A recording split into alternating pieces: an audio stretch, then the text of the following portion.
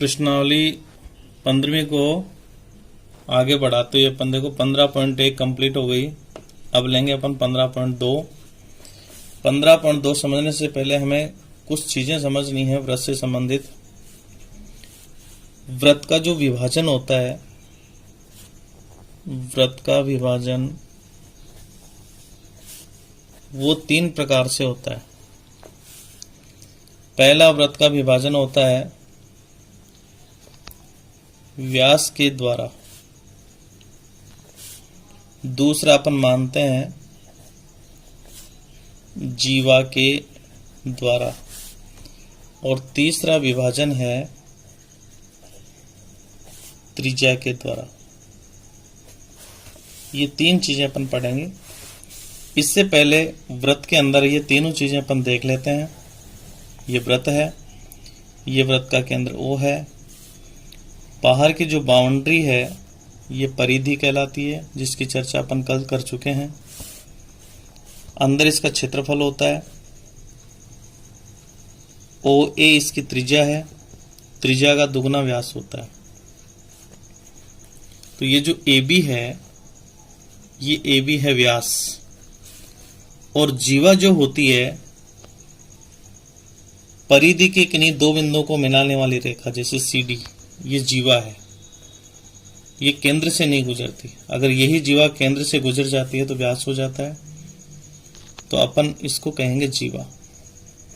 तो आज अपन व्यास, जीवा और त्रिज्या के बारे में चर्चा करके और त्रिभुज का व्रत का जो विभाजन है उसके बारे में पढ़ेंगे। तो सबसे पहले अपन लेते हैं चित्र के साथ, हम इसको समझते हैं। जैसे ये कोई व्रत है, इस व्रत का यदि किसी व्यास के द्वारा विभाजन होता है, व्यास की पहचान होती है कि व्यास हमेशा केंद्र से गुजरता है, तो इस व्रत की जो व्यास है व्रत का, इस व्यास से इस व्रत के 2 टुकड़े हो रहे हैं और दोनों टुकड़े आधे आधे यानी बराबर हो रहे हैं। इसलिए व्रत के 2 बराबर हिस्से होते हैं, उनको कहते हैं अर्धव्रत, व्रत का आधा भाग। इसका मतलब व्यास के द्वारा अगर किसी व्रत का विभाजन होता है तो वो अर्धव्रत बनाता है। दूसरा लेते हैं जीवा के द्वारा विभाजन। ये व्रत का केंद्र है और अपन ये जीवा खींच देते हैं। अब जीवा के द्वारा भी व्रत के 2 टुकड़े हो गए, जिसमें से एक ये टुकड़ा छोटा है, एक बड़ा है। तो जो ये बड़ा टुकड़ा है इसका नाम होगा दीर्घ, नाम बड़े का होता है।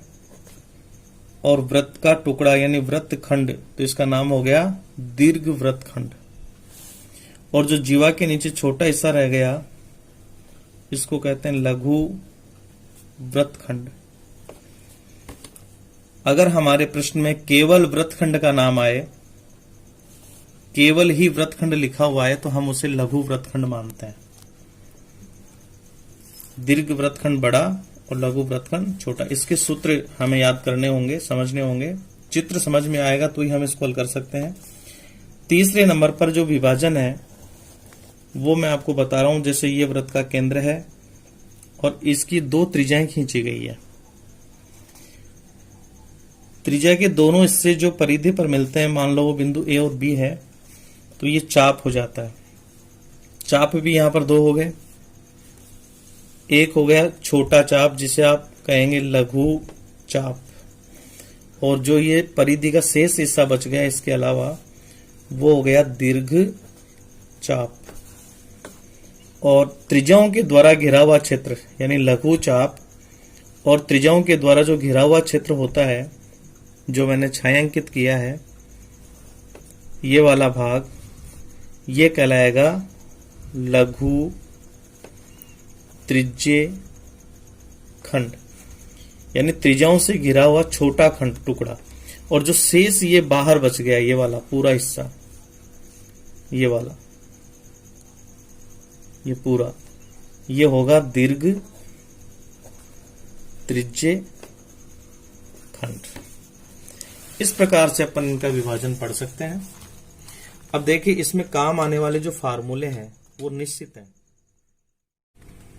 अब इसमें लेते हैं अपन जैसे सूत्र, काम आने वाले सूत्र। अगर सूत्र को याद करने के बजाय समझें तो ज्यादा अच्छा रहेगा, क्योंकि चित्र समझ में आएगा तो ही हम सही सूत्र का प्रयोग कर पाएंगे। तो यह है त्रिज्य खंड का क्षेत्रफल। इसका दूसरा नाम चतुर्थांश भी है। त्रिज्य खंड का दूसरा नाम लघु त्रिज्य खंड होता है। जब भी त्रिज्य खंड का नाम आए तो उसे लघु त्रिज्य खंड मानेंगे। ये होता है पाई आर स्क्वायर थीटा बटे 360। आर यहाँ त्रिज्या होती है, थीटा त्रिज्या के बीच में बनने वाला कोण होता है। तो यहाँ देखिए, आप त्रिज्य खंड का क्षेत्रफल निकालेंगे तो इसके दो फार्मूले हैं। यदि आर और थीटा दिया है तो ये सूत्र काम में ले लें, और त्रिज्य खंड का क्षेत्रफल एक और होता है जो 1/2 गुणा एल गुणा आर होता है। आर और एल हमारे पास होता है। एल का मतलब होता है लघु चाप की लंबाई और आर होती है त्रिज्या। लघु चाप कौन सा, जो मैंने अभी बताया। जैसे त्रिज्य खंड के द्वारा जो ये लघु चाप बनता है, ये हो गया दीर्घ चाप, ये हो गया लघु चाप। इस लघु चाप की लंबाई यानी इस एल की जो लंबाई है वो अपन इस सूत्र से निकाल सकते हैं। लघु चाप की लंबाई एल बराबर होता है पाई आर थीटा बटे 180। और फिर आता है लघु वृत्तखंड। देखो, वृत्तखंड और त्रिज्य खंड में अंतर है। त्रिज्याओं से घिरा हुआ क्षेत्र त्रिज्य खंड, और लघु वृत्तखंड बनता है जीवा से। लघु वृत्तखंड का जो सूत्र है ये हमें याद रखना होगा। पाई आर स्क्वायर थीटा बटे 360 जो त्रिज्य खंड का होता है उसमें से घटाएंगे आर स्क्वायर बटे 2 साइन थीटा। थीटा यहाँ पर कोण होता है। और आगे जो दीर्घ वृत्तखंड वगैरह होगा उसको अपन आगे जो अगला वीडियो होगा उसमें इसको डिटेल से आगे समझाएंगे। अब इससे संबंधित देखो अपन क्वेश्चन लेते हैं। जो आपकी प्रश्न है प्रश्नावली 15.2 का पहला क्वेश्चन। एक वृत्त की त्रिज्या को हम आर लिखेंगे, आर 7 सेमी है, तथा केंद्र पर अंतरित कोण, केंद्र के ऊपर जो अंतरित कोण है यानी थीटा वो 60 डिग्री है। चाप की लंबाई ज्ञात कीजिए। तो यहाँ पर ये जो चाप की लंबाई है ये लघु चाप की लंबाई है। तो देखो हमारे पास यहाँ आ गया आर बराबर आ गया 7 सेंटीमीटर, थीटा बराबर आ गया 60 डिग्री, और ये पूछा है चाप की लंबाई। तो पहले ही मैंने आपको सूत्र बता दिया है। चाप की लंबाई को एल लिखेंगे और एल का फार्मूला होगा पाई आर थीटा बटे 180। बार बार आप इस सूत्र को लिख करके आप देखेंगे इन सूत्रों को तो याद हो जाते हैं। पहले बटा लगा दें, 22/7, 22 ऊपर रहेगा, 7 नीचे, पाई का मान हो गया, आर का मान 7, थीटा का मान 60 डिग्री, और नीचे आएगा 180। 60 से 180 3 बार कट जाएगा, 7 से 7 कट जाएगा।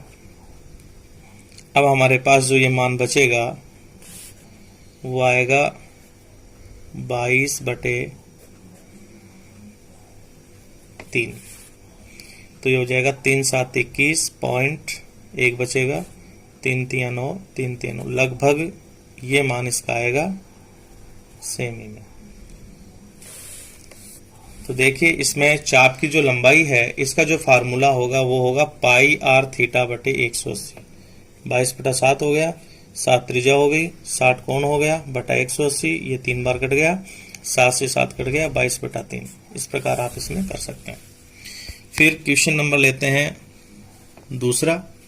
तो दूसरा देखिए, एक वृत्त की त्रिज्या, इसमें आर का मान 10.5 सेमी है, त्रिज्य खंड का कोण वही केंद्र पर बनने वाला कोण है थीटा 45 डिग्री, और आगे दिया लघु त्रिज्य खंड का क्षेत्रफल। त्रिज्य खंड कहेगा तो भी वो लघु त्रिज्य खंड ही आएगा जो पहले नंबर पर मैंने फार्मूला लिखा है। तो देखिए यह आर बराबर हो गया 10.5 सेमी और थीटा बराबर हमारे पास आ गया 45 डिग्री, और इसमें पूछा है लघु त्रिज्य खंड का क्षेत्रफल। तो आर और थीटा आ गया तो इसका सूत्र होगा क्षेत्रफल का पाई आर स्क्वायर थीटा बटे 360। तो देखिए 7 से ये 10.5 कटेगा, इसलिए पाई का मान 22/7 ले लेते हैं, इंटू आर का मान 10.5 है, स्क्वायर है तो 2 बार लिख देंगे गुणा करके, और थीटा का मान 45 और नीचे आ जाएगा 360। अब देखिए ये 9 से काट दो, 9 पंजे 45, 9 चौक 36, 40, फिर 5 से ये 40 कटेगा 8 बार, और 7 से ये कट जाएगा, 7 एकम 7, 7 पंजे 35, 1.5। अब अपन 2 से फिर काट देते हैं इसे, 2 चौके 8, 2 से ये कटेगा 11 बार, और अब कोई संख्या नहीं कटेगी, इसलिए ऊपर का मान ऊपर ही गुणा होगा, यानी 11 गुणा 1.5 गुणा 10.5/4। इसमें गुणा वगैरह ज़्यादा होते हैं, भाग वगैरह, तो उसको थोड़ा सावधानी से करें तो कोई दिक्कत नहीं आएगी। छोटे छोटे गुणा कर लें पहले, 11 5 55, और 11 एकम 11 और 5 16, एक अंक छोड़ के दशमलव, इंटू 10.5/4। पहले इनको गुणा करें फिर 10 का भाग दें, तो मैं साइड में गुणा करके देख लेता हूँ। 16.5 को आप 10.5 से गुणा करेंगे तो यह आएगा 5 25, 6 पंजे 30, 30 और 2 32 हो गए, 5 और 3 8, डबल क्रॉस कर देता हूँ, यह आएगा 5 6 1, 5 2 8 और 3 11, और ये 7 1, 2 अंक छोड़ के दशमलव, तो हमारे पास आ जाएगा 173.25/4। अब यदि अपन इसमें 4 का भाग देते हैं तो यह आता है 4 चौक 16, 1, फिर 4 × 12, 1 बचेगा, पॉइंट लगा दें, 4 × 12, 5 उतार लें, 4 एकम 4, लगभग ये आएगा 43.31 क्षेत्रफल है सेमी स्क्वायर। इस प्रकार आप ये गणना करके कर सकते हैं। अब है आगे इसका क्वेश्चन नंबर 3। तो देखिए क्वेश्चन नंबर 3 बड़ा आसान है, कई बार बोर्ड में पूछा है। एक वृत्त के चाप की लंबाई, तो देखो जो दिया है उसको प्रतीक चिन्ह के साथ लिखेंगे। चाप की लंबाई यानी L बराबर 12, त्रिज्या R बराबर 7, वृत्त के लघु त्रिज्य खंड का क्षेत्रफल, ये मैंने दूसरे नंबर पर फार्मूला लिखा था। R और थीटा का अलग फार्मूला होता है, L दिया है तो फार्मूला दूसरा होता है। तो देखिए इसमें दिया है चाप की लंबाई यानी कैपिटल L का मान हमें दे दिया 12 सेमी, और R बराबर यानी त्रिज्या हमें दे दी 7 सेमी, और फिर हमारे से पूछ लिया त्रिज्य खंड का क्षेत्रफल। तो देखिए L हमारे पास होता है तो त्रिज्य खंड का सूत्र होता है 1/2 गुणा L गुणा R। 1/2 गुणा L का मान 12 लिख देंगे, गुणा R का मान 7, 2 से 12 6 बार कटेगा, और 7 6 42 सेमी स्क्वायर। ऐसे ही क्वेश्चन नंबर अब 4।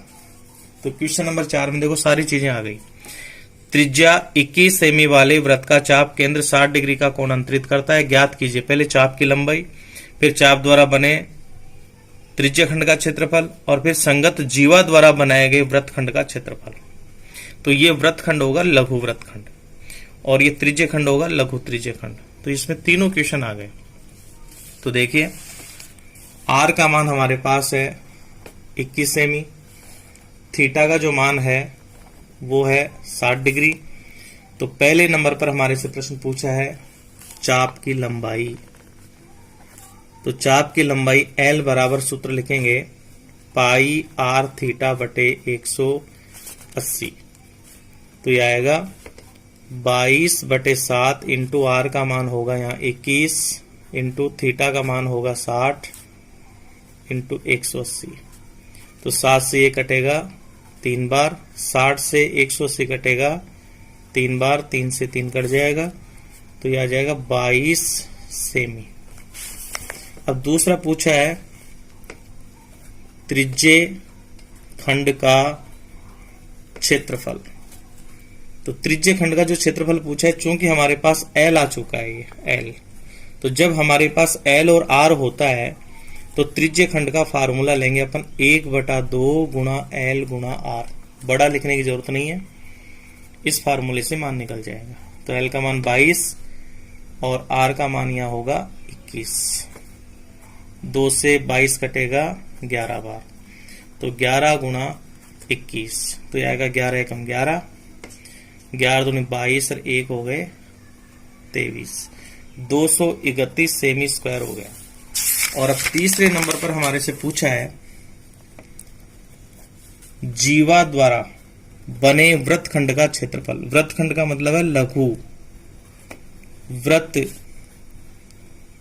खंड का क्षेत्रफल। और ये फार्मूला हमारे पास होता है पाई आर स्क्वायर थीटा बटे 360 माइनस आर स्क्वायर बटे 2 साइन थीटा। अब देखो इस प्रश्न में ये चीज ध्यान रखने की है, क्योंकि अपन जानते हैं कि ये जो फार्मूला है पाई आर स्क्वायर थीटा बटे 360 और ये होता है त्रिज्य खंड का,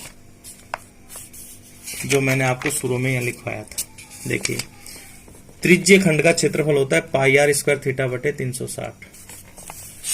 तो यहां देखो हमने जो मान निकाला है ये त्रिज्य खंड का क्षेत्रफल है। तो हम इसकी जगह बिना गणना किए, ये जो अभी गणना की थी मान की, ये त्रिज्य खंड का क्षेत्रफल है, भले ही हमने सूत्र से निकाला हो 231। तो गणना से बचने के लिए अपन क्या कर सकते हैं, यहां पर 231 लिख सकते हैं, माइनस आर का मान इसमें दिया हुआ था 21, तो 21 गुणा 21 बटे 2 इंटू साइन 60। जब हम इसे हल करेंगे तो 231 माइनस 21 को 21 से गुणा करेंगे 441 बटे 2 इंटू साइन 60 का मान होता है अंडर रूट 3 बटे 2। तो यह आएगा 231 माइनस अब 441 इंटू अंडर रूट 3 के मान से गुणा कर देंगे 1.732 बटे 2 दूनी 4। गणना इसमें थोड़ी ज्यादा होती है, इसलिए सावधानी से करें। जैसे मैं ये बता दूं आपको 1.732 इसको गुणा करना है 441 से। बोर्ड परीक्षा में पेंसिल से गुणा करें आप, फिर इसे मिटा करके आपकी रफ पेज जो हो फिर कॉपी में बदल जाएगा, बढ़िया रहेगा। तो ये 2 एकम 2, ये 3, ये 7, 1, 4 से गुणा करें 4 दूनी 8, 4 ती 12, 7 चौक 28, 1 29, 4 2 6, ये का ये फिर आएगा 8 2 9 6। देखिए आप गुणा भी सीख रहे हो यहाँ। 8 3 11 असल की 1, 9 और 2 11, 7 18 असल की 1, 10 और 3 13 असल की 1, 16 असल की 1, 7, 3 अंक छोड़ के दशमलव, ये मान आएगा। तो ये लिखेंगे 231 माइनस 763.812 बटे 4। इसके बाद अपन लिखेंगे 231.00 माइनस भाग देने पर आएगा 190.953 और जैसे ही आप इसमें से ये घटाएंगे तो ये आएगा 40.047 सेमी स्क्वायर। इस प्रकार अपन ये मान निकाल सकते हैं। 7वां क्वेश्चन है, क्योंकि इसमें नाम आया है चतुर्थांश, तो अभी मैंने बताया कि चतुर्थांश का जो क्षेत्रफल है वो 2 प्रकार से लिखा जाता है। त्रिज्य खंड को भी चतुर्थांश कहते हैं, लेकिन इसमें दे रखी है परिधि। और चतुर्थांश का नाम आते ही समझ जाते हैं कि थीटा 90 डिग्री होगा। तो देखो मैं यहां थोड़ा चित्र से भी समझा दूं। चतुर्थांश का मतलब होता है, जैसे ये कोई वृत्त है, वृत्त के यदि अपन लंबवत व्यास के द्वारा 4 भाग करें तो ये चतुर्थांश बनेगा, ये वाला। तो ये 90 डिग्री हो गया और ये इसमें 4 चतुर्थांश बनेंगे, तो ये बनता है त्रिज्य खंड। तो आप इसका सूत्र जो है वो वृत्त के क्षेत्रफल को यदि 1/4 से गुणा कर दें तो चतुर्थांश का क्षेत्रफल ये भी बनता है। तो कई जगह इसका भी प्रयोग किया गया है और अपन उस फार्मूले से भी कर सकते हैं। तो देखिए इसमें सबसे पहले हमें दिया है परिधि, ये दे रखी 44 और चतुर्थांश में हमेशा थीटा लेते हैं 90 डिग्री। परिधि से त्रिज्या निकालेंगे तो पहले पढ़ चुके हैं 2 पाई आर बराबर 44 या 2 गुणा 22/7 गुणा आर बराबर 44 या आर बराबर हो जाएगा, देखो 44 7 ऊपर चला जाएगा, 2 गुणा 22 नीचे आ जाएगा, 22 से 44 2 बार कटेगा, 2 से 2 कट जाएगा। तो हमारे पास जो त्रिज्या है आर बराबर ये आएगी 7 सेमी। अब दूसरे नंबर पर हमारे से पूछा है चतुर्थांश, जिसे अपन त्रिज्य खंड भी लिखेंगे, त्रिज्य खंड का क्षेत्रफल। तो ये सूत्र भी लिख सकते हैं पाई आर स्क्वायर थीटा बटे 360। तो यहां आ जाएगा 22/7 इंटू आर का मान हमारे पास आया 7 गुणा 7 थीटा हमेशा चतुर्थांश में 90 डिग्री लेते हैं और ये 360। 90 से 360 कटेगा 4 बार, 7 से 7 कट जाएगा, 2 से 4 2 बार कटेगा, 22 11 बार कटेगा, अब नहीं कटेंगे ये, तो 11 7 77 बटे 2, 2 का भाग दे दें, 2 3 6, 1 बचेगा, 2 8 16, फिर 1 बचेगा, पॉइंट लगा दें, 2 पंजे 10, 38.5 सेमी स्क्वायर। इस प्रकार से अपन कर सकते हैं। तो इसके फार्मूले वगैरह चित्र से आप अवश्य समझें, तो ही आप इस प्रश्नावली को आगे कर सकते हैं, क्योंकि अगली जो प्रश्नावली अपनी आएगी 15.3 वो आकृतियों का संयोजन होगा, कई आकृतियां मिलकर के और फिर इसका मान बनेगी, इसलिए आप ये विशेष ध्यान रखें। तो मैं तो आपसे यही कहूंगा इस वीडियो को एंड करते समय कि त्रिज्य खंड का क्षेत्रफल 2 रूपों में याद करें, और लघु चाप की लंबाई का सूत्र वृत्त खंड का मतलब है लघु वृत्त खंड। चित्र के साथ मैंने आपको सारा समझा दिया था। व्यास, जीवा और त्रिज्या के द्वारा इसका विभाजन होता है। तो ये सारे फार्मूले आपने छोटी कक्षा में पढ़े भी थे, और कुछ अपन नए फार्मूले, इसमें 4 फार्मूले जो होते हैं वो इसमें नए आते हैं, इनको अपन याद कर सकते हैं। धन्यवाद।